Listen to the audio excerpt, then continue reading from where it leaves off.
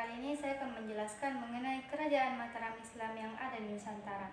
Apakah Anda pernah bertanya-tanya tentang akar sejarah Indonesia dan bagaimana Mataram Islam menjadi salah satu pusat kebudayaan dan keagamaan terpenting di Nusantara? Saya sebagai pembicara akan berbagi kisah singkat tentang kunjungan saya ke berbagai situs-situs bersejarah Mataram Islam dan bagaimana itu memicu minat saya untuk lebih memahami peran pentingnya dalam sejarah Indonesia. Baiklah, dengan memahami akar sejarah, kita dapat lebih memahami identitas kita sebagai bangsa dan masyarakat yang beragam. Mari kita jaga warisan nenek moyang kita agar terus bersinar di masa depan. Mataram Islam. Setelah kerajaan Demak berakhir, berkembanglah kerajaan Pajang di bawah pemerintahan Sultan Hadiwijaya. Di bawah berakhir berkembang Pajang berkembang baik, bahkan berhasil mengalahkan Arya Penangsa yang berusaha merebut kekuasaannya. Pamanai membantunya mengalahkan Arya Penangsa, di antaranya adalah Ki Ageng Pemanahan atau Ki Gede Pemanahan. Dia diangkat sebagai bupati atau adipati di Mataram. Kemudian Belana Raden Bagus atau Danang Sutawijaya diangkat anak oleh Sultan Hadiwijaya dan dibesarkan di istana. Sutawijaya dipersaudarakan dengan putra mahkota yang bernama Pangeran Bomowo pada tahun 1582. Sultan Hadiwijaya pun meninggal dunia. Penggantinya adalah Pangeran Bomowo, merupakan raja yang lemah. Sementara Sutawijaya yang menggantikan Ki Gede Pemanahan justru semakin menguatkan kekuasaannya, sehingga akhirnya istana Pajang pun jatuh ke tangannya. Sutawijaya segera memindahkan pusaka kerajaan Pajang ke Mataram. Sutawijaya sebagai raja pertama dengan gelar Panembahan Senapati ing Alaga Sayyidin Panatagama. Pusat kerajaan ada di Kota Gede, sebelah tenggara kota Yogyakarta sekarang.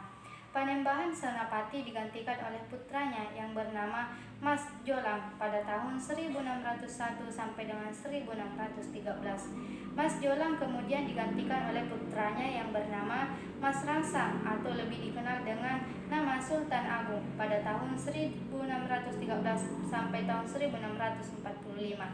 Pada masa pemerintahan Sultan Agung, inilah Mataram mencapai zaman keemasan.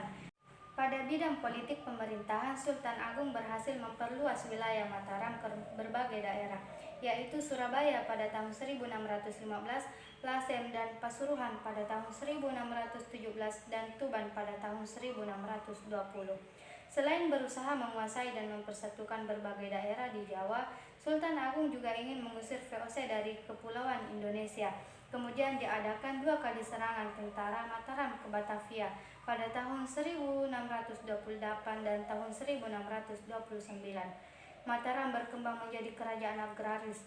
Pada bidang pertanian, Mataram mengembangkan daerah-daerah persawahan yang luas, seperti yang dilaporkan oleh Dr. Dehan Jan Vos dan Peter Fransen bahwa Jawa bagian tengah adalah daerah pertanian yang subur, dengan hasil utamanya adalah beras. Pada abad ke-17, Jawa benar-benar menjadi lumbung padi. Hasil-hasil yang lain adalah kayu, gula, kelapa, dan kapas, dan hasil palawija. Di Mataram dikenal beberapa kelompok dalam masyarakat, yaitu terdapat golongan raja dan keturunannya, para bangsawan dan rakyat sebagai kaula kerajaan. Kehidupan masyarakat bersifat feodal karena raja adalah pemilik tanah beserta seluruh isinya. Sultan dikenal sebagai panatagama, yaitu pengatur kehidupan keagamaan. Oleh karena itu, Sultan memiliki kedudukan yang sangat tinggi karena rakyat sangat hormat dan patuh kepadanya, serta hidup mengabdi kepada Sultan.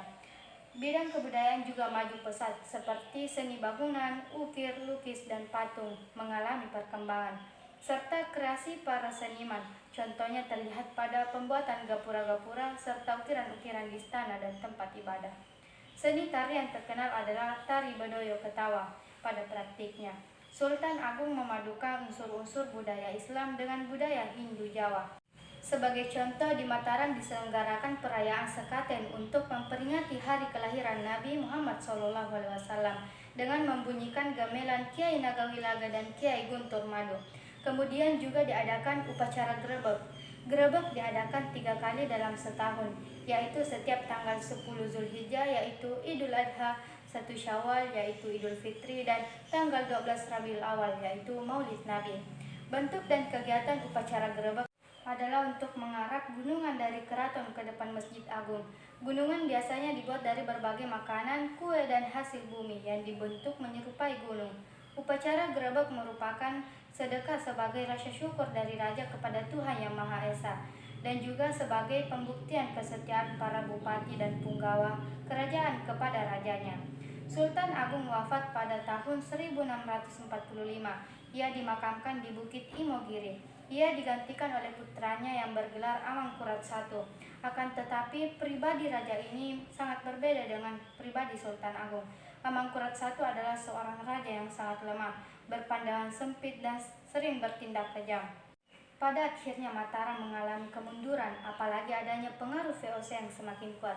Pada perkembangannya, kerajaan Mataram akhirnya dibagi menjadi dua, berdasarkan perjanjian Giyanti pada tahun 1755.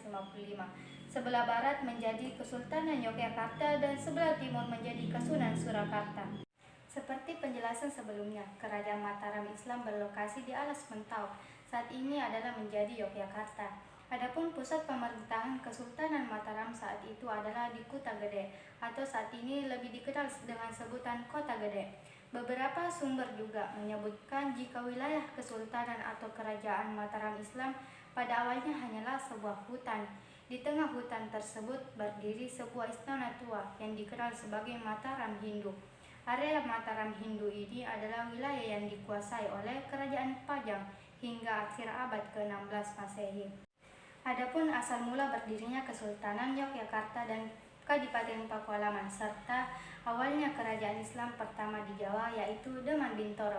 Dilanjutkan dengan Kerajaan Pajang dan cerita di balik kemegahan Kerajaan Mataram Islam dapat kamu temui pada buku Menelusuri Jejak Mataram Islam di Yogyakarta. Runtuhnya Kesultanan Mataram Islam dimulai ketika Sultan Agung kalah dalam sebuah misi yang bertujuan untuk merebut Batavia. Saat itu Sultan Agung berjuang menaklukkan seluruh wilayah Jawa dari tangan Belanda. Setelah peristiwa kekalahan tersebut, aspek ekonomi para masyarakat di Kesultanan Mataram Islam semakin melemah karena banyak masyarakat yang dikerahkan untuk menghadapi perang. Dengan demikian, pihak kerajaan serta masyarakat pun tidak mampu lagi untuk memperbaiki kondisi ekonomi yang terjadi kala itu. Selanjutnya adalah keruntuhan Kesultanan Mataram Islam, juga disebabkan oleh adanya rasa dendam dan juga permusuhan dari Wangsa Sailendra kepada Jawa yang tidak pernah berhenti. Permusuhan ini terus-menerus terjadi hingga Wangsa Isana meraih kekuasaan selanjutnya. Saat MPU Sindok memimpin pemerintahan di Jawa Timur, pasukan Sriwijaya datang untuk menyerang wilayahnya. Pada saat itu, pertempuran pun terjadi di wilayah Anjuk Lada, yang sekarang telah dikenal dengan sebutan Kota Nganjuk, Jawa Timur. Pertempuran itu pun dimenangkan oleh kubu MPU Sindok. Peninggalan Kerajaan Mataram Islam. Kerajaan Mataram Islam yang merupakan salah satu kerajaan Islam tertua di tanah air, tentulah memiliki banyak barang peninggalan. Barang peninggalan dari Kerajaan Mataram Islam selain menjadi situs atau sumber sejarah kepada generasi di tanah air juga bisa menjadi tempat wisata.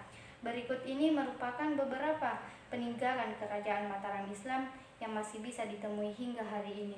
Yang pertama adalah karya sastra gending dari Sultan Agung, dan yang kedua adalah adanya tahun saka, dan yang terakhir adanya kerajinan perak. Dan itulah penjelasan saya mengenai Kerajaan Mataram Islam yang ada di Nusantara. Thank you for attention. Assalamualaikum warahmatullahi wabarakatuh.